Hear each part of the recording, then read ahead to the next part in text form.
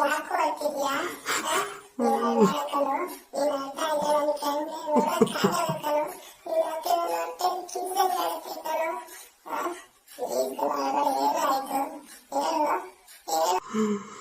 ಏನ್ ಮಾಡ್ಲಿ ಎನ್ನೆ, ನಿನ್ನ ಬಿಡ್ಬೇಕಂತ ಮನೆಯಲ್ಲಿ ಒತ್ತಾಯ ಮಾಡ್ತಿದ್ದಾರೆ ಕಣು.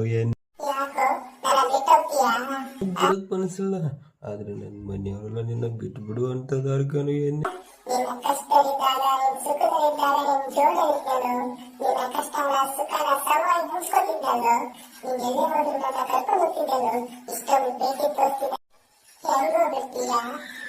ನನ್ನ ಮಾತು ಎನ್ನೆ, ಇಷ್ಟು ವರ್ಷ ನನ್ನ ನಿನ್ನ ಮಧ್ಯದಲ್ಲಿರೋ ಏನು ಒಂದು ಫೀಲಿಂಗ್ ನ ಮರ್ತು ಬಿಡು.